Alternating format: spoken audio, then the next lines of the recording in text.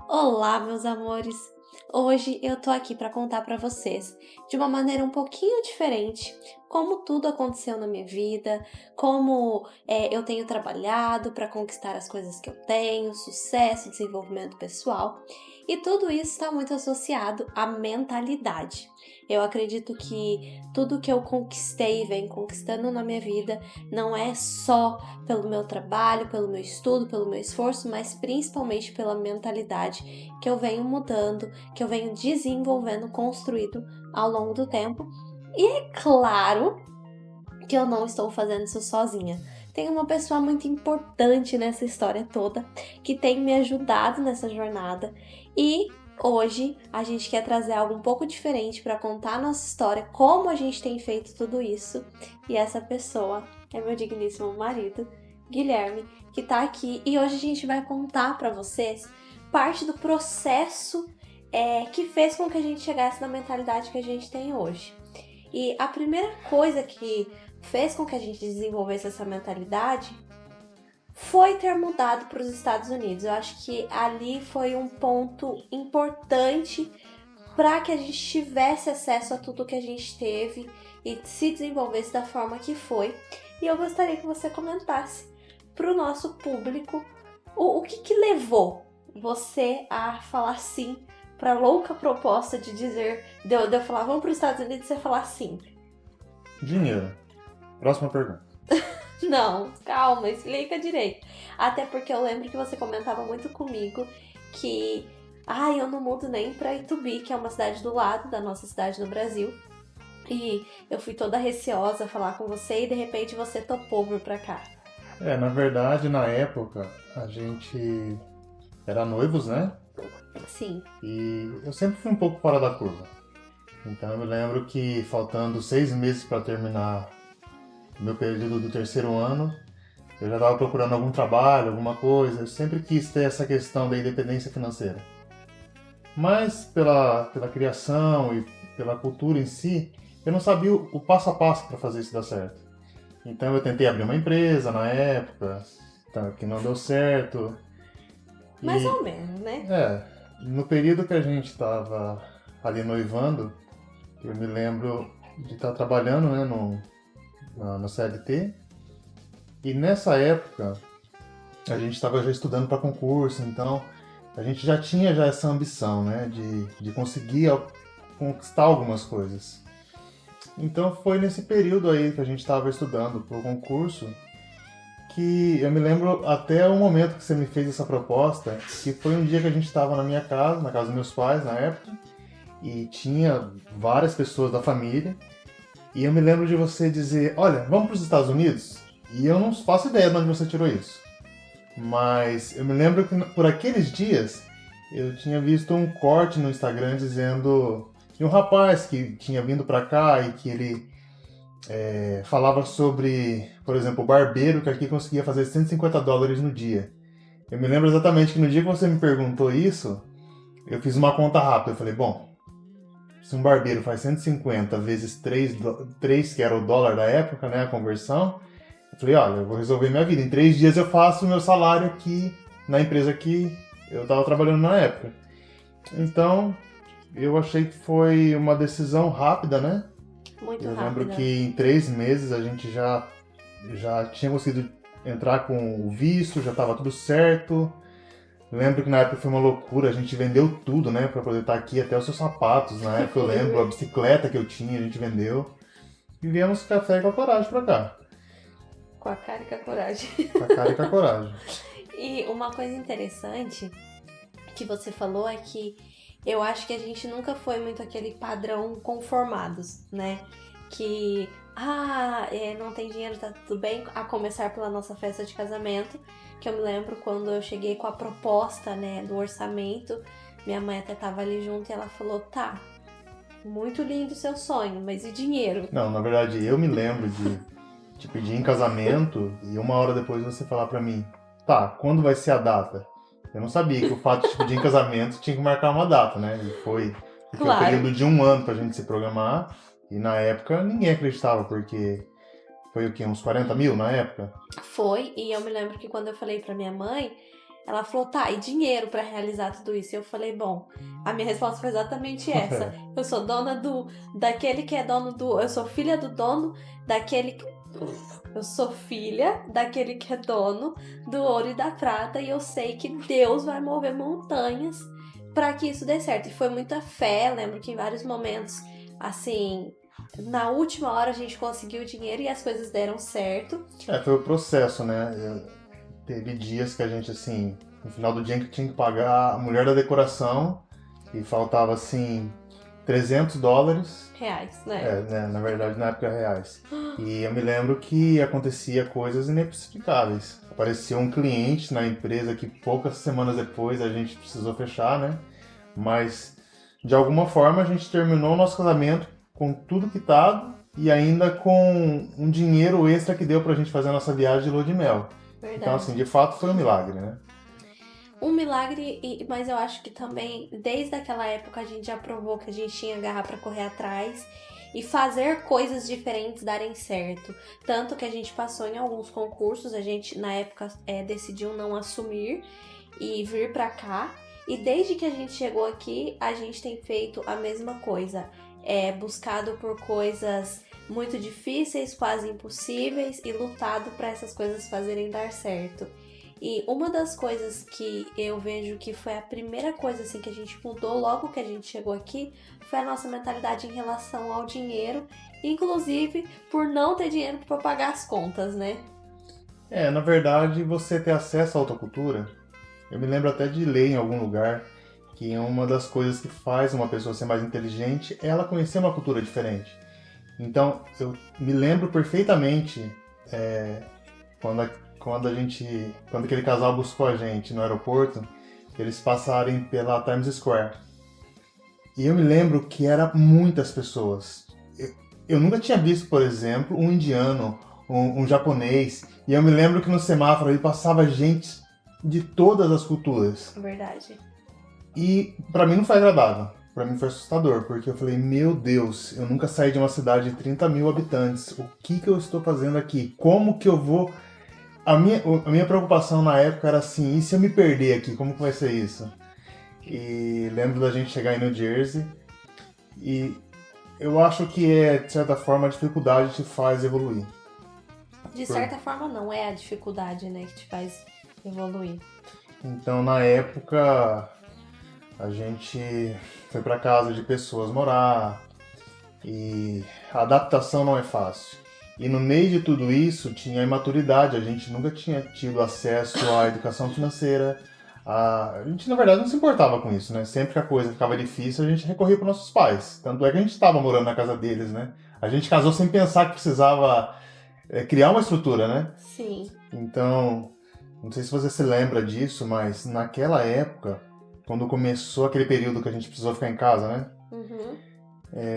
Eu me lembro de você falar que precisava pagar o aluguel e eu nem me toquei, eu não me preocupava com isso.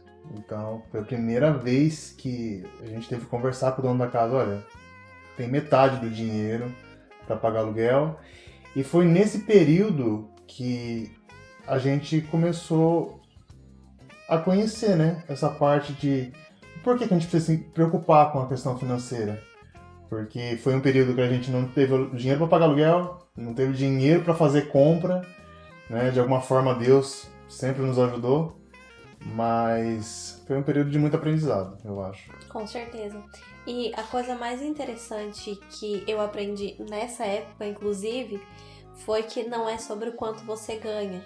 Porque quando aconteceu essa situação da gente não ter dinheiro para pagar o aluguel, eu cheguei pro dono da casa e falei pra ele, olha, a gente não tem todo o dinheiro, mas até aqui a gente tem honrado, né, com os nossos compromissos e a gente vai te pagar até o dia 15. A gente sempre paga o aluguel aqui no dia 1º, a gente vai te pagar até o dia 15.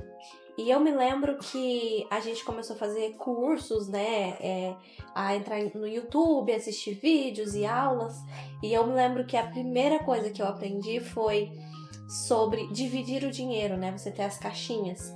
E a gente continuou ganhando a mesma coisa e em questão de 2 a 3 meses ganhando exatamente a mesma coisa. A gente pagou o aluguel, a gente tinha dinheiro em caixa, a gente começou a mandar um pouquinho de dinheiro pro Brasil. Foi naquele momento que as coisas começaram a andar. E nessa época, a gente ganhava muito pouco. Eu me lembro assim, que a gente, morando aqui já, a gente ganhava mais ou menos o que é um salário mínimo para uma pessoa aqui.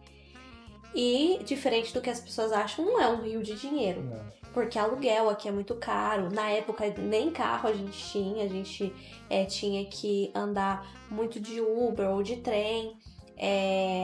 E a gente não começou a ganhar mais, mas a gente começou a organizar a nossa vida financeira e economizar muito. Na verdade, a gente diminuiu, né, o que a gente ganhava, porque quando começou esse período, você trabalhava todos os dias, você começou a trabalhar 2 ou 3 vezes na semana. É verdade. Eu comecei a trabalhar 2 ou 3 vezes na semana. Engraçado isso, né? O fato de a gente ter estudado algumas semanas sobre a educação financeira já fez com que a gente fosse guardar dinheiro. É verdade. E até então não tinha sido uma vez ou outra que tinha faltado dinheiro. Lembro de um episódio que a gente teve que fazer uma compra no mercado com umas moedas de um serviço que eu tinha arrumado num ferro velho. Então os americanos deixavam os carros de desmanche com muitas moedas e eu fui pegando essas moedas. Eu lembro o dia que o Guilherme apareceu literalmente com um balde em casa e tinha tipo assim... Gente, mas muita. E foi nossa salvação, né? Porque... Foi, é verdade. E era gastos assim, bestas, por exemplo. O primeiro dinheiro que a gente teve, eu me lembro de a gente passear em Nova York, a gente comprar tudo em roupa, né? O Guilherme levou na Victoria's Secret e eu gastar tipo $400 lá dentro. Então assim, a gente não tinha noção nenhuma. Mas nesse período, eu lembro que eu tava em casa e você falou pra mim, olha, eu acho que você precisa fazer um curso sobre finanças, a gente agora tem responsabilidades. Então foi até nesse período que eu tive acesso ao curso da Natália Arcuri. Foi nesse período que eu tive o contato do livro que eu sempre comento, que é O Pai Rico, Pai Pobre. É verdade. Então, assim, foi um start que fez total diferença. A gente conseguiu guardar dinheiro, pagar as contas, ganhando metade do que a gente estava ganhando antes de ter acesso a esse conhecimento, né? É verdade. E uma das coisas que eu me lembro foi colocar um orçamento para o mercado, para tudo, na verdade. Mas o mais difícil foi o mercado, porque a gente, quando chegou aqui, veio para uma realidade onde a gente meio que não se preocupava com isso, né? Entrava no mercado, pegava tudo o que queria, e aí começar a lidar com um orçamento restrito ali, num primeiro momento foi desconfortável, mas a gente faz isso até hoje, e a gente faz isso muito bem hoje, de uma maneira confortável e que super funciona. E uma das coisas mais interessantes que aconteceu ao longo da nossa jornada foi que depois disso a gente entrou para a empresa que a gente está trabalhando até hoje e a gente começou a ter acesso a mais dinheiro.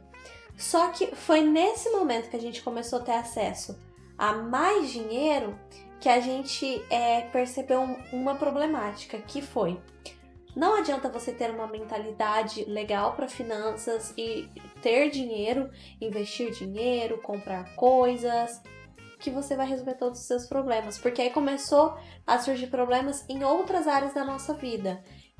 Eu me lembro quando a gente estava morando em Ohio, de eu ficar doente, a gente começar a ter outros tipos de problema, inclusive alguns atritos dentro do nosso relacionamento por conta da questão de trabalhar muito e não cuidar de mais nada e só preocupar com o dinheiro. Então teve um momento que a gente entendeu que a gente precisaria desenvolver a nossa mentalidade não só para as finanças, mas para todas as áreas da nossa vida e estudar cada uma delas, entender cada uma delas, para assim como a gente resolveu o problema financeiro, a gente resolver todos os outros, né? É um processo, né? Então, há pouco tempo atrás, eu consegui ter essa visão completa que não adianta você só cuidar de uma área específica. É um conjunto de coisas que faz você ter sucesso, faz você ter uma vida feliz. Exato. Então, assim como em New Jersey teve esse episódio de no período meu que eu tinha oficina, eu sempre paguei em dia o meu aluguel, as minhas contas. Mas naquele momento, diferente de quando eu estava no Brasil, que às vezes eu precisava de dinheiro, eu ligava para o meu pai, resolvia de alguma outra forma, ali não tinha o que fazer. Então, lembra que a gente conversou com a sua mãe por telefone e falou: olha, coisa ficou feia aqui. A sua mãe falou assim, olha, eu mando o meu salário inteiro, que na época acho que era R$1.000. E você brincou com ela, falou, olha, isso aqui não pagaria nem 20% que a gente precisa. É verdade. Da mesma forma como foi um susto ali, eu me lembro da gente quando estava em Ohio, de você estar muito mal, né? Já vindo de meses. E a gente já tinha ido no médico 1 ou 2 vezes, e era sempre assim, você piorava, entrava com medicamento mais forte. Piorava, entrava com medicamento mais forte. Aí,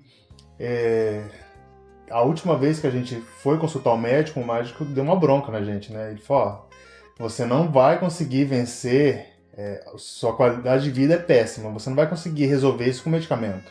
Pra Porque, sempre, né? porque quando a gente descobriu como fazer o dinheiro dar certo, a gente começou basicamente só a viver para trabalhar, né? É verdade. Então a gente trabalhava muito e a gente acaba se adaptando com a cultura do país, porque no Brasil você falar que você vive de lanche, por exemplo, é estranho.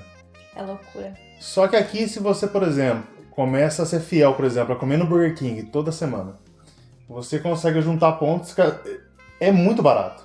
Mesmo que você não seja, né, fiel, porque aquelas coisas de pontos e tal, acho que no Brasil tem muita coisa relacionada a isso também. Um combo no Burger King, pra vocês terem noção, hoje é uns $8. Com $8 você vai lá, você compra 2 lanches, 2 refrigerantes, 2 batatas.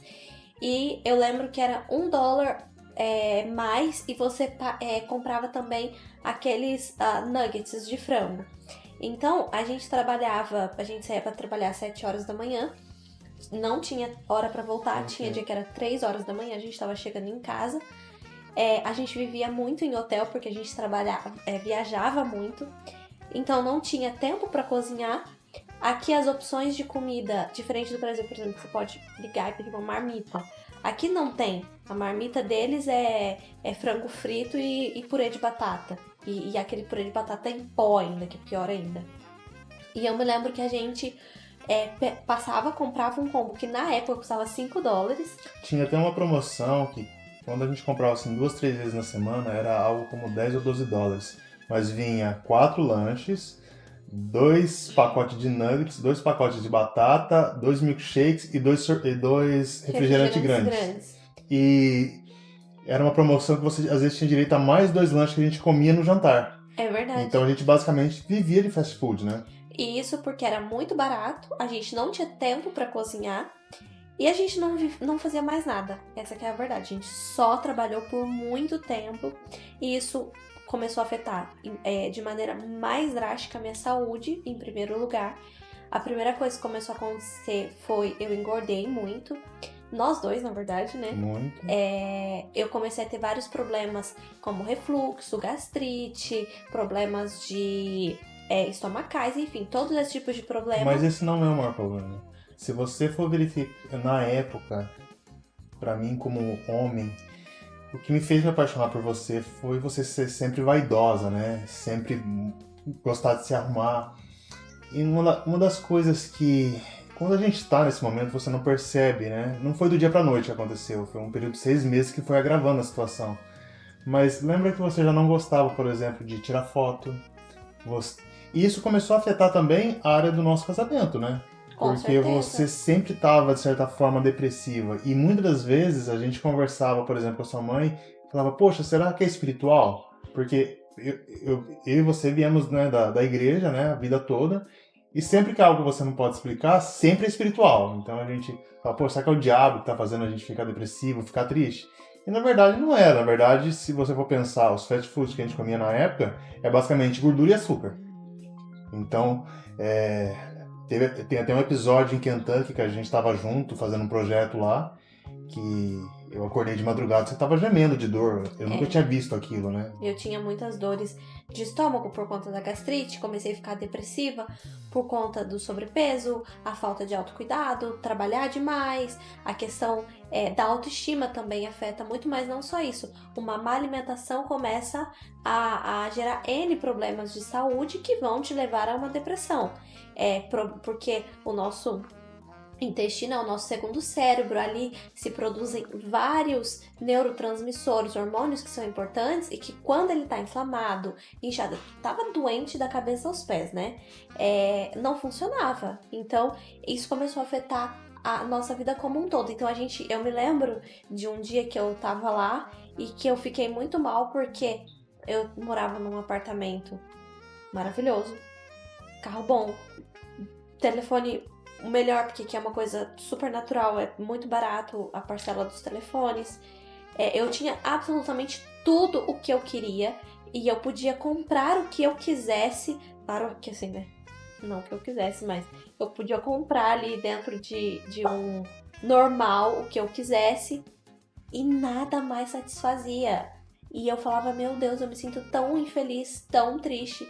E nesse dia que você comentou do médico, o médico me deu 2 opções. Ele falou, olha, o seu problema não é emocional. Não é só emocional, o seu problema também e principalmente é físico. Então você vai precisar a partir de hoje tomar uma decisão.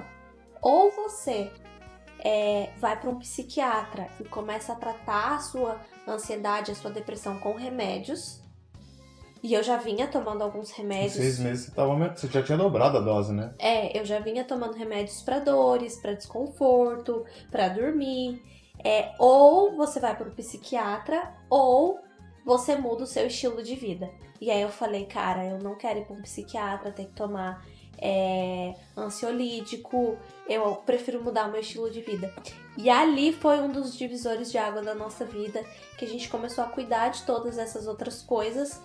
Mas a verdade é que também foi um processo, né? Mas tanto é que era alimentar, porque a partir daquela conversa com o médico, foi uns 3 meses, você perdeu uns 10 quilos, né? Foi uns 3, 4 meses, mais ou menos. Você foi a revolucionária da casa, né? E a sua mãe estava aí, meus pais tinham chegado. Tanto é que nessa época, todo mundo acabou perdendo peso, né? Não, todo mundo. Em casa foi muito engraçado, porque assim, no Brasil, eu sempre gostei de me alimentar bem, de ir pra academia, praticar esportes e tal. E aí, quando eu virei a chave, eu falei, bom, não dá pra eu fazer isso sozinha, porque é muito difícil quando uma pessoa só faz. E eu cheguei em casa e falei, ó, todo mundo a partir de hoje não entra mais doce. E foi muito, assim, fiz muito, muito sério. Eu contratei uma nutricionista e eu fiz exatamente aquilo que ela falou. E na época eu perdi, em mais ou menos 4 meses, 10 quilos, 12 quilos. Minha mãe perdeu 10 quilos e a minha sogra perdeu 17 quilos ao todo de 5 meses que ela ficou aqui, a primeira vez que ela veio. E foi uma revolução pra nossa vida e eu entendi ali que o problema não era espiritual, porque eu sempre na igreja ouvia que depressão é espiritual, que depressão é opressão maligna. Eu falava, gente, mas maligno da onde? Da onde que tá vindo isso? Eu orava e as coisas não resolviam. E ali eu tive a plena certeza de que não era um problema espiritual, era um problema em primeiro lugar físico. E o médico também falou, olha, você vai ter que mudar o seu estilo de vida, não só de se alimentar bem e se exercitar, mas de voltar a fazer coisas que você gosta, de diminuir a sua carga de trabalho, de se olhar mesmo e sair desse ciclo de estresse, de problema e tudo. E foi quando, de fato, isso aconteceu que as coisas começaram a melhorar. Você sabe quanto tempo depois desses 3 meses que a gente começou a estudar sobre o açúcar? Eu acho que já nessa época eu comecei a estudar sobre isso, mas um pouco depois eu acredito Uns que foi... 2 anos, não foi pra gente assim compreender, porque pra mim também o açúcar foi um ponto muito difícil de abandonar, mas de fato, desde que a gente parou, né, de ter um alto consumo de açúcar, lembra? Potes e potes de sorvete, chocolates. É verdade. Eu me sinto muito, muito melhor. E uma coisa que eu acho legal da gente falar é que quando a gente fala que a gente tinha uma alimentação ruim, não é uma alimentação ruim, era uma alimentação péssima. Sim. Porque a gente vivia de fast food e aqui tem um outro lado da moeda, que é a comida é muito barato. Barato comparado com o que você ganha. Então a gente às vezes, no Brasil eu sei que muitas vezes a gente até queria comer coisas, mas o dinheiro ele vai te parando, né? Porque você não ganha Não, tanto dinheiro. você deixar de cozinhar aqui, você vale muito a pena, né? Tanto que a gente gastava, na época, menos do que a gente gasta hoje com comida, porque a gente comia fora. Mesmo e no hoje, Brasil é ao contrário, né? 15 dólares, hoje você comeria 3 refeições no dia com fast food, né? Com certeza. É uma coisa muito barata. E na época a gente, além de comer todo esse fast food, às vezes em casa a gente tomava 1 litro de sorvete por dia. Era muito. Então, assim, por isso foi também essa rápida decaída física.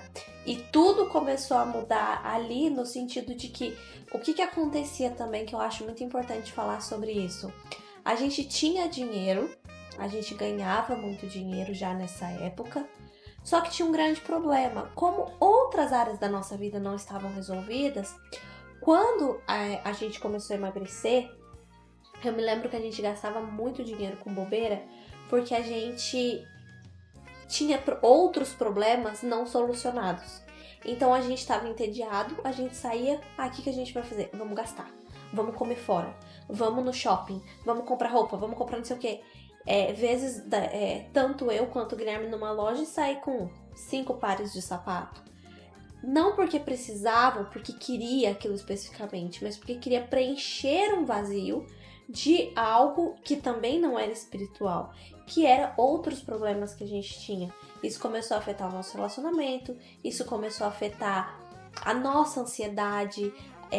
A gente também passou por coisas muito difíceis em todo esse período, que fez com que a gente desenvolvesse essa ansiedade, né? Sabe que isso é uma coisa que você defendeu muito antes de mim. Mas hoje eu acredito de fato que para você ter uma vida equilibrada, você precisa ter o equilíbrio entre o corpo, a alma e o espírito. Porque lá em New Jersey a gente aprendeu sobre finanças. Então, por exemplo, nesse livro do Pai Rico, Pai Pobre, do Robert Kiyosaki, ele fala sobre a corrida dos ratos. Como que essa corrida funciona? O que é isso? A corrida do rato é basicamente assim. O exemplo de um casal. O casal começa sua vida a 2. Cada um ganha um salário mínimo. Eles vão alugar sua primeira casa, proporcionalmente que eles podem pagar usando esse salário. Com o passar do tempo, eles têm uma promoção. Só que no lugar deles manter o custo e conseguir, por exemplo, poupar esse dinheiro e investir ele, eles aumentam o custo de vida. E sempre é uma escadinha. Então, se você pegar isso de um casal de 20 e poucos anos, quando eles têm 50, o custo de vida deles às vezes é 3, 4 vezes maior. Só que as pessoas acreditam que nada vai dar errado nesse trajeto. Sim. Então, nisso pode vir uma pandemia ou algo do tipo, que é aquele momento que o seu salário vai despencar, mas suas dívidas permanecem. É verdade. Então, assim, uma coisa que eu aprendi nessa trajetória, que não viva a corrida dos ratos. Não viva a corrida dos ratos, porque o período que a gente teve um volume maior de dinheiro, de fato não foi o período que a gente prosperou. Foi um período até, assim, que a gente sempre estava na corda bamba ali, naquele perigo de, se algo der errado, as contas são muito altas. Então, eu acredito muito que para a gente conseguir ter esse equilíbrio, você não adianta só evoluir em determinada área, porque se você trabalha na sua parte emocional, na sua parte de desenvolvimento, isso não garante que a sua parte física vai funcionar bem.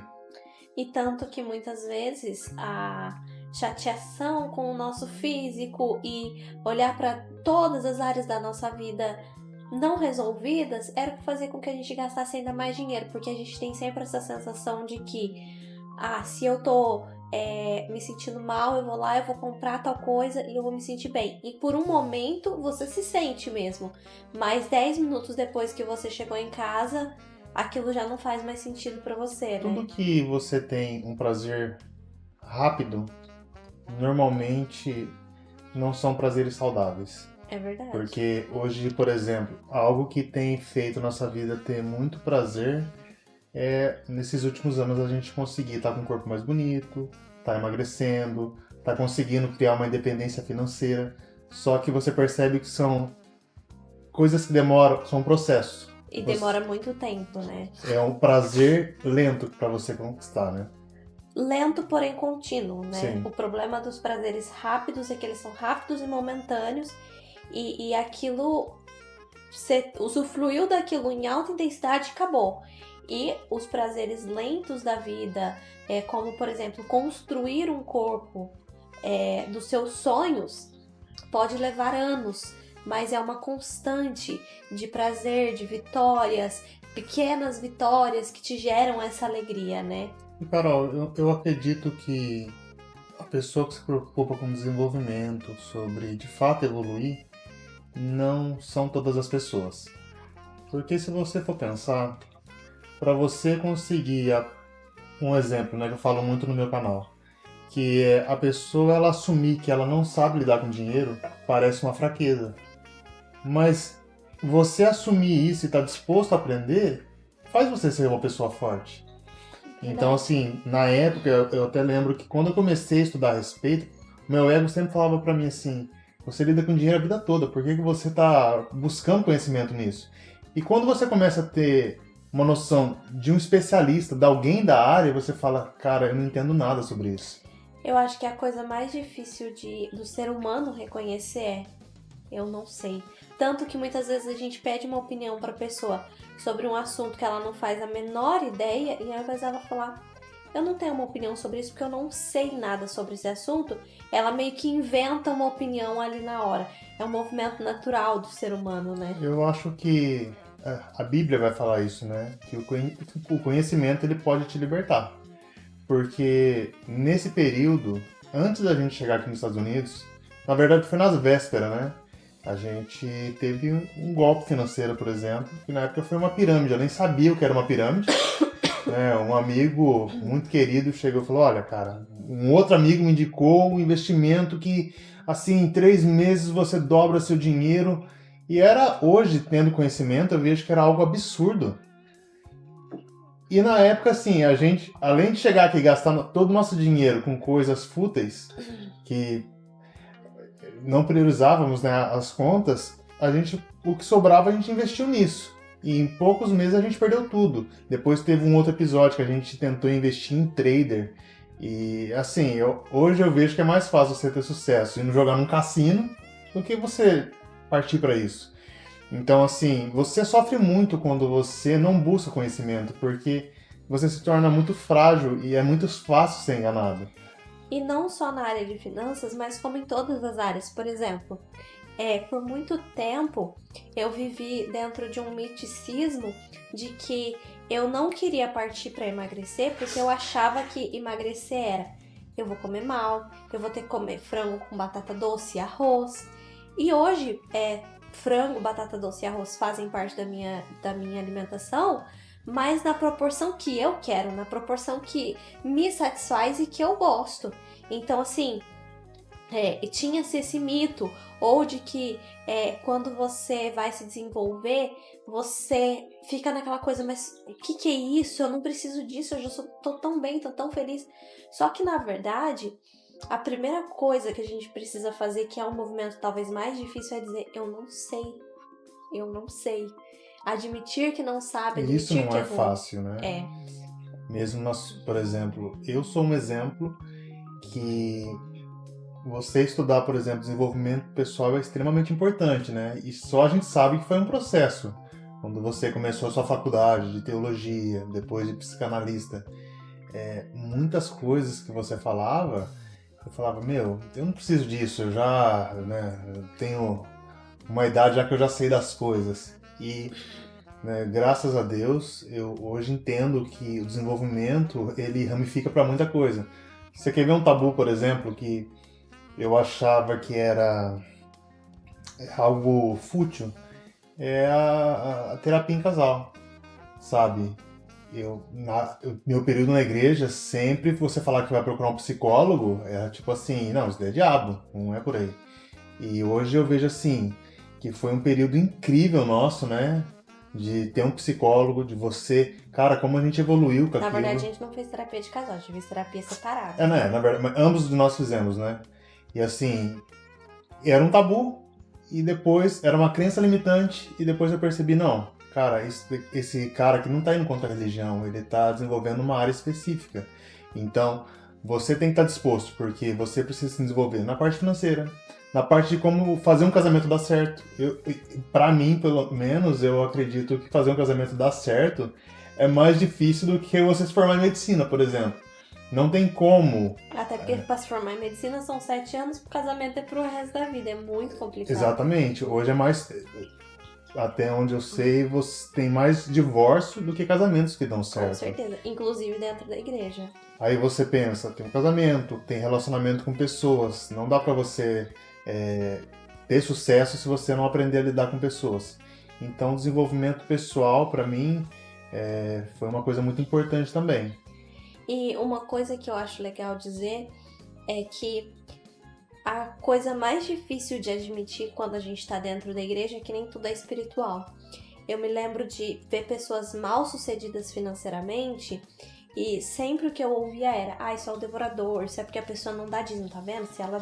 Eu me lembro em momentos, em momentos que nós passamos problemas financeiros, que eu fui me abrir com algumas pessoas, o que eu escutava era: você tá dando dízimo? Mas você não tá dando dízimo, por isso que as coisas não estão dando certo. E não era porque eu não dava o dízimo. É claro que existe um princípio com uma bênção, e isso é um assunto para um outro momento, mas o problema não era o fato de eu não dar o dízimo, o problema era o fato que a gente não gerenciava o nosso financeiro. O problema nunca foi espiritual em relação ao nosso casamento. O problema foi a gente focou somente no trabalho. Então a gente vai se desenvolver no trabalho, a gente vai aprender o trabalho, a gente vai se dedicar pro trabalho e a gente não sai pra jantar, a gente não namorava, a gente não tinha momentos a dois. A gente tinha momentos, trabalho. E mesmo em casa era sempre trabalhos, documentos que precisam ser feitos, tabelas que precisam ser preenchidas e vários problemas que envolviam o trabalho. E a gente não focava em mais nada. E quando a gente começou a focar em outras coisas, a gente começou, se eu foco na minha vida financeira, eu começo a resolver minha vida financeira. E as coisas começam a andar. Se eu foco no nosso casamento, a gente consegue resolver as coisas e fazer andar. E por mais que não é fácil, porque em vários momentos, não sei, acho que talvez até mais eu do que você, quis gastar dinheiro e falar: nossa, mas eu tenho dinheiro, eu vou lá e vou comprar isso aqui. E eu falar: não vou dizer não, aprender a lidar com a ansiedade, se abdicar de determinadas coisas, tanto dentro do relacionamento, quanto dentro da comida, quanto financeiramente, é tudo difícil, só que são coisas que vão gerar resultados, mas a gente precisa separar espiritual, físico, emocional. Eu até acredito, Carol, que tudo tá ligado. Sim, tá tudo interligado. Porque é engraçado, né? No período da igreja, a gente sempre colocava a ciência como um contraponto. Então, a pessoa recebeu um milagre, a ciência não consegue explicar, os médicos não sabem o que aconteceu. Mas, fazendo uma analogia, eu acredito que os princípios cristãos, né, que são, assim, desde o começo dos tempos, são regras que estão estabelecidas. É como se os princípios fosse quem fabricou um carro. Então essa pessoa fala assim: olha, você está com esse carro, você precisa trocar o óleo todos os meses. A ciência, ela é o mecânico que explica o que acontece se você não trocar o óleo, sabe? Então, existe, por exemplo, muitos pecados que a gente fala: nossa, é pecado, então você vai ser amaldiçoado. Mas não é isso. Você pega um exemplo, por exemplo, da pornografia ou de algum vício. Se você começa a ter acesso àquilo, aquilo vai te dar pico de dopamina. E esses picos de dopamina, né, faz com que você depois não consiga ter prazer na vida. Acaba tendo um desequilíbrio. Então eu acredito que... E não só isso, perdão te interromper, mas aí entra a questão da comparação. Então lá você vai ter a mulher do jeito que você quiser, na posição que você quiser, fazendo o que você quiser. Aí você vai pra tua realidade, que é a tua mulher que de repente não tem um corpo tão perfeito quanto daquela modelo que fez várias cirurgias, que tá no ângulo perfeito, na luz perfeita, com a maquiagem escondendo as imperfeições, que tá se submetendo a tudo aquilo porque tá sendo paga. E aí você fala: mas minha mulher não faz assim. E aí entra o problema de comparação, entra o problema do prazer, da dopamina, que aí tudo na sua vida começa a perder a cor. Então, eu acredito que tem a questão da espiritualidade nisso, obviamente, mas hoje a gente entende o porquê, e como você falou, mecanicamente falando, fisiologicamente falando, qual é o problema desse pecado espiritual. Exatamente. Começa no espiritual, afeta o seu emocional e afeta o seu físico e começa a afetar toda a sua vida.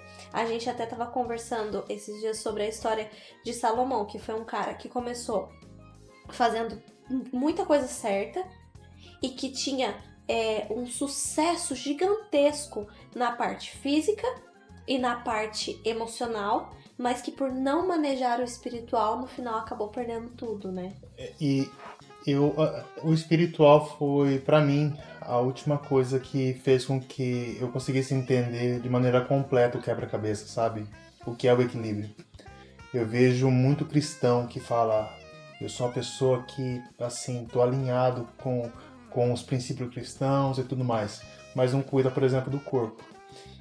Eu acredito que a gente, de maneira completa, somos 3 coisas: corpo, alma e espírito. Então, se você não consegue se preocupar com o seu físico, com o seu corpo, isso vai te influenciar, porque vai te atingir o seu emocional. Com certeza. Se você atinge o emocional, você não vai conseguir se dedicar da maneira certa na parte espiritual. Se você for ver Salomão, ele foi um cara que a própria Bíblia diz que foi o cara mais sábio de todos os tempos, o cara mais rico de todos os tempos, sabe? Os reis estavam debaixo dele na época. Só que se você for olhar o final da história, foi um cara que terminou com a vida destruída. Por quê? Porque ao longo do caminho ele deixou de seguir princípios. Não é que Deus é mau, não é. Deus coloca princípios literalmente por nos amar. Então, se você olhar esse período, Salomão tinha tudo. Parou de seguir os princípios, deu errado. Se você for ler a história depois de Salomão, você vai ver que vai contar assim vários reis que passaram. E engraçado que assim, ó, são histórias pequenas que diz: tal rei não seguiu aquilo que Deus tinha imposto a ele e deu errado. Vinha outro rei, não seguiu os princípios, deu errado. Aí vinha o terceiro rei, foi fiel à lei da época e prosperou.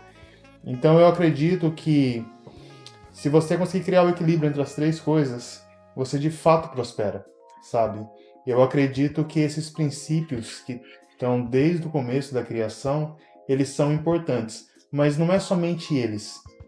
Se você seguir somente o seu espiritual e você viver de fast food, por exemplo, você vai acabar Mas a tendo uma própria diabetes. Bíblia fala sobre esse equilíbrio, né? Tanto que quando a gente vai ler a Bíblia, a gente vê que Deus ele não só fala sobre a parte espiritual, mas a Bíblia como um todo ela fala sobre absolutamente tudo, né? Sobre relacionamento, sobre físico, sobre dinheiro.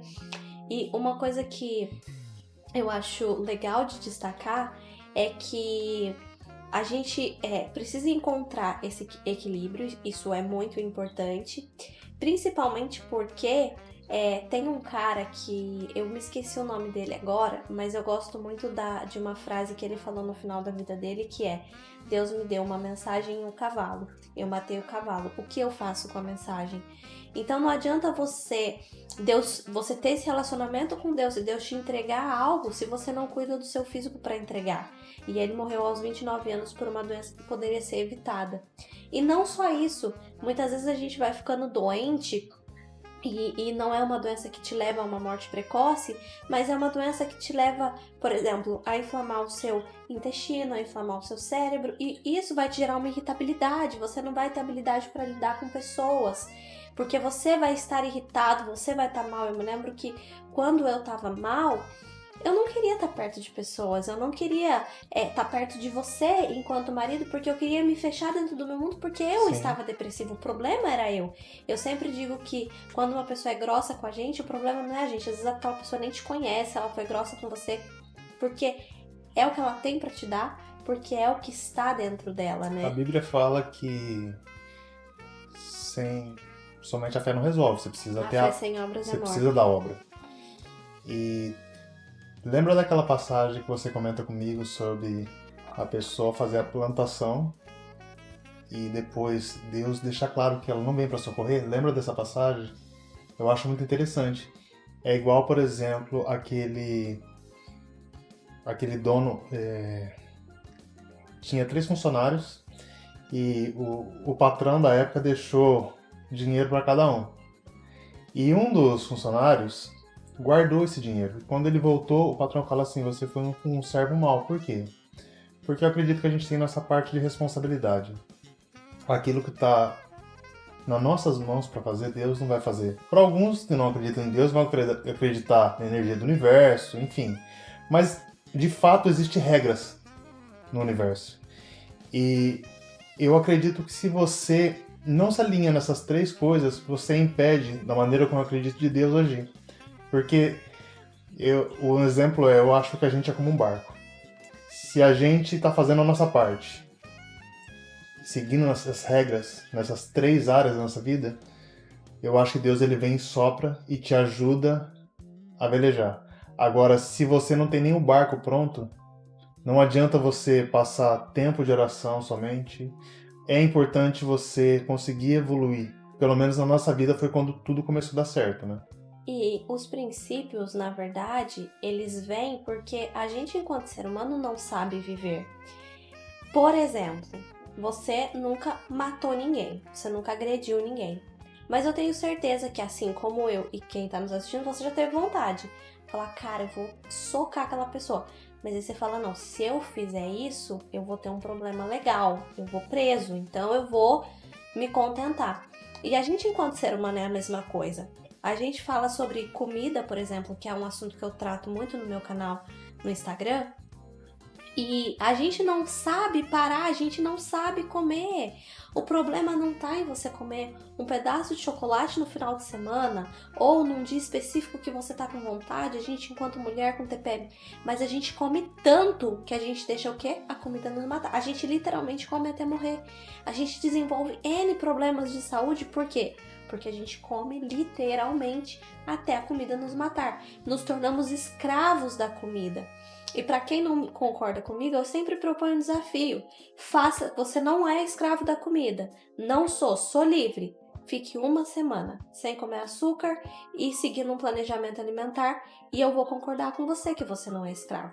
A gente se torna escravo. A pessoa que trai, ela não pensa assim, eu vou trair, eu vou ali, vai ser uma vez e acabou. Ela vai, aí ela trai, ela trai. Quem assiste pornografia não assistiu uma vez e fala, assisti, acabou. Se enfia naquilo de uma maneira terrível. Então Deus ele trouxe leis e princípios porque desde o início ele sabia, bom, o ser humano não sabe viver, eu quero que ele viva bem e a gente só vive bem e a gente só é verdadeiramente livre porque vivemos debaixo de uma lei. Como eu citei agora há pouco, se eu matar alguém, se eu agredir alguém, se eu roubar alguém, eu vou preso.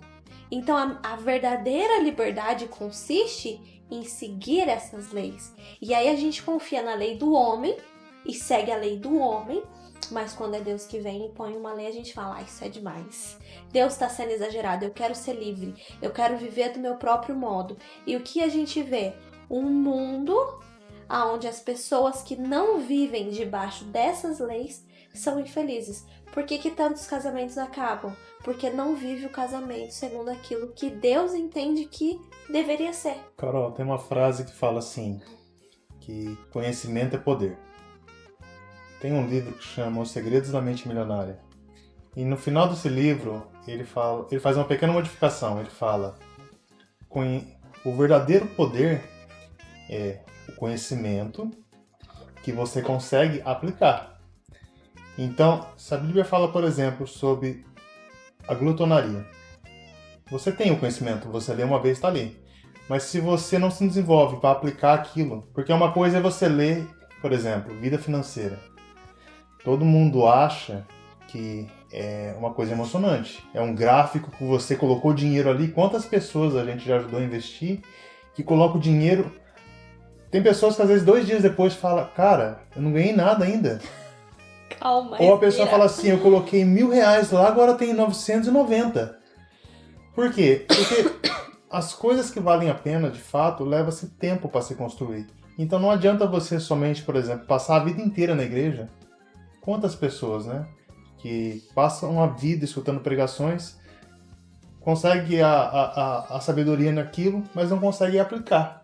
Até porque a gente sabe que a gente não deveria gastar mais do que ganha, não deveria comer em excesso, quer emagrecer, déficit calórico e exercício, simples, mas a falta de aplicabilidade desse conhecimento é o que acaba gerando uma grande frustração nas pessoas e faz com que as pessoas se sintam fracassadas ou fracassem naquilo, né? Sabe aquela frase que você fala sobre o óbvio?